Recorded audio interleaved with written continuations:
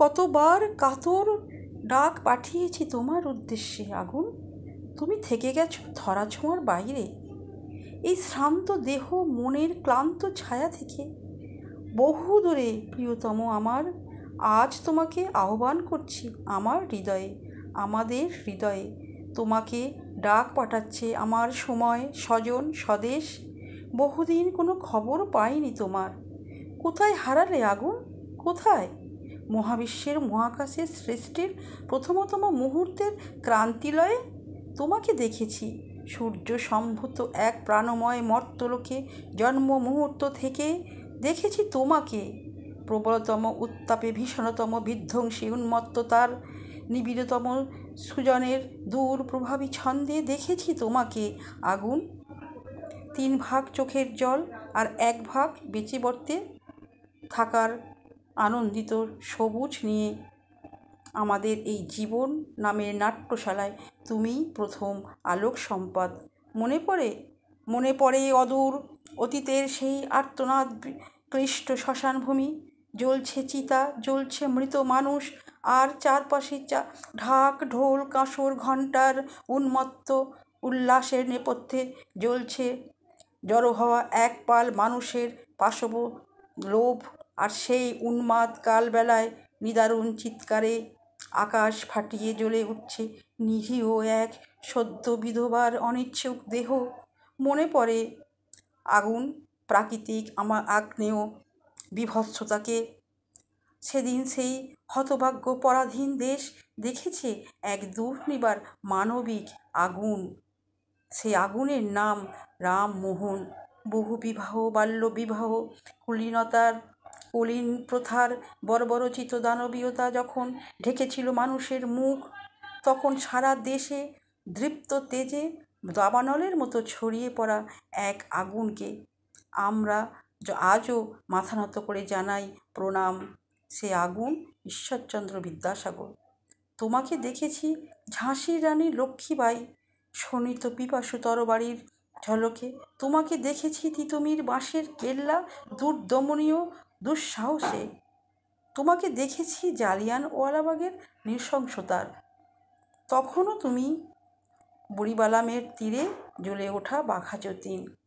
কখনো তুমি writers building ছাপিয়ে দেওয়া চির রিভলভারের প্রচণ্ড শব্দে বিনয় বাদল দীনেশ। নমস্কার বন্ধুরা, আজকে আমি লাঞ্চ থালির জন্য যে প্রস্তুতি নিচ্ছি তার প্রস্তুতির সঙ্গে সঙ্গে একটা আবৃত্তি করলাম। আমার কেমন লাগলো আমি জানি না, তোমরা বলবে সেটা। কিন্তু আমার একটু ভালো লাগে এই রান্না করতে করতে একটু আনন্দ, মনটা আনন্দে রাখার জন্য। সেজন্য শুভ দাশগুপ্তের আর মিলন শাক একটা কবিতা আমি আবৃত্তি করলাম। খুব ভালো লাগে, এটা গুনগুন করে অনেকে গান করে, যারা গান জানে। আমি তো গান জানি না, আমি আর কি করব, আমি আবৃত্তি করলাম। তোমরা বলো কীরকম। যাক, এই ডাল সেদ্ধটা হয়ে গেছে, ডাল সেদ্ধটা কিছুটা তুলে রাখছি মুড়ি খাওয়ার জন্য। তো মুড়ি খাওয়ার জন্য এটা আমি তুলে রাখলাম। আর ডালটা না সেদ্ধ হয়ে গেছে, গোটা টমেটো দিয়ে সেদ্ধ করে নিলাম। আর এই ডালে দেখো ফোড়ন দিচ্ছি, এই যে কাঁচা লঙ্কা আর কালো জিরে, খুব টেস্ট হয়। কাঁচা লঙ্কা কালো জিরে দিয়ে ডালটা আমি সাঁতলে নিচ্ছি বন্ধুরা। দেখো ভীষণ ভালো খেতে লাগে। আর ডালটা না হলে তো চলে না, তাই না? ডাল না হলে, ডালে প্রোটিনও আছে, মুসুর ডালে প্রচুর প্রোটিন আছে। মুসুর ডাল খেতে হবে আমাদের। তো সেই জন্যই মুসুর ডালটা লোকে বেশি খায়। আর পাতে একটু কিন্তু রাখতে হয়, হাত চুলকানি যাতে না হয়। তারপরে অনেকে সুগার ভাব থাকে না, সুগার ভাবটা কমানোর জন্য তেঁতো ভাবটা অবশ্যই রাখতে হবে শরীরে। সেই জন্য প্রথম পাতে আমি রাখার জন্য করলাটা ভেজে নিলাম। এরপর আমি একটা রেসিপি করছি, সেটা হচ্ছে পটল পোস্ত। পটলটাকে তেল দিয়ে ভালো করে ছোটো ছোটো করে কেটে নিয়েছি। কেটে আর তেল দিয়ে আগে ভালো করে বেশ ভেজে নিতে হবে, জানো তো, ভালো করে। তাই সেই জন্য ভালো করে ভেজে নিচ্ছি। ভেজে নালে কিন্তু একটা তরকারিটা টেস্ট হয় না। পটলটাকে একটু ভাজতেই হয়, নাহলে গন্ধ ছাড়ে কাঁচা। যাই হোক, পটলটা ভাজা হয়ে গেছে। এবার ছোটো ছোটো করে কাটা আলু, সেটাকেও আমি ভাজবো। দেখো না, আলুটা না দিলে আবার ভালো লাগবে না, তরকারিতে তো আলু চাই। সেই জন্য আগে পেঁয়াজটা আমি ভালো করে ভেজে নিলাম। ভুল বলছি, আমি আলুটা ভাজলাম। আলুটা ভালো করে যে ভেজে নিলাম। দেখো আলু ভাজতে ভাজতে পেঁয়াজের কথা চলে গেলাম। এইরকম হয়েছে আজকে ইউটিউব করতে করতে না, একদম সব গেল আর কি। যাই হোক, এই দেখো আলুটা ভাজা হয়ে গেল। আলুটা এবার তুলে নিচ্ছি। এই যে পটলটা ভাজা হয়েছে পাশে, দেখতেই পাচ্ছ। আর এই যে একটু তেল দিলাম আর একটু তেল না দিলে তো আর ভালো লাগে না। সেই কাঁচা লঙ্কা দিলাম আর দেখো আর একটু পোস্ত দিলাম, পোস্ত করবো তো সেই জন্য একটু পোস্ত দিলাম, দিয়ে পেঁয়াজটা ভালো করে ভাজা ভাজা করে নিলাম। দেখো এবার কিন্তু পেঁয়াজ দিলাম, এটা কিন্তু আলু না, আলু তো ভাজা হয়েই গেছে আগে।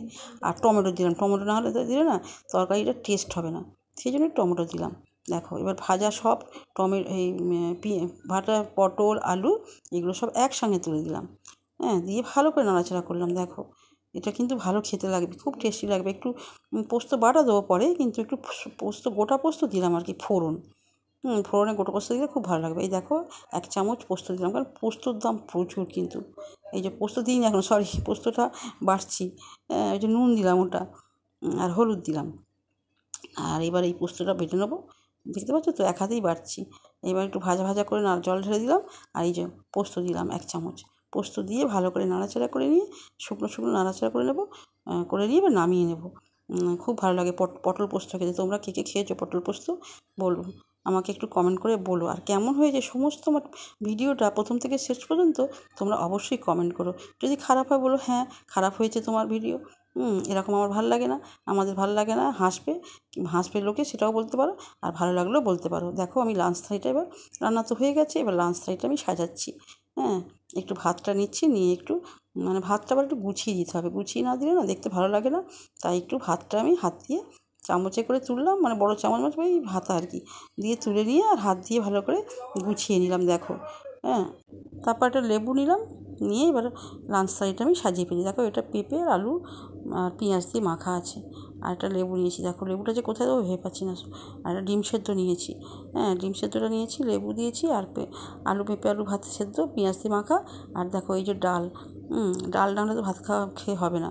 আর আছে এই পটল পোস্ত, আর করলা ভাজা আছে তার আগে, করলা ভাজাটা দেখবো।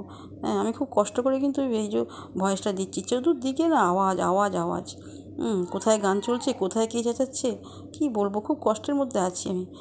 যাই হোক, আমার লাঞ্চ লাইটটা এইভাবেই আমি সাজালাম।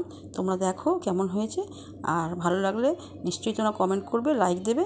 আর একটু তোমরা প্লিজ তোমরা কিন্তু আমার পাশে থেকো, প্রথম থেকে শেষ পর্যন্ত কিন্তু ভিডিওটা দেখো। আমি তাতে অনেক অনেক উৎসাহ পাবো, তোমাদের ভালোবাসা পেলে না আমি একটু এগিয়ে যাব।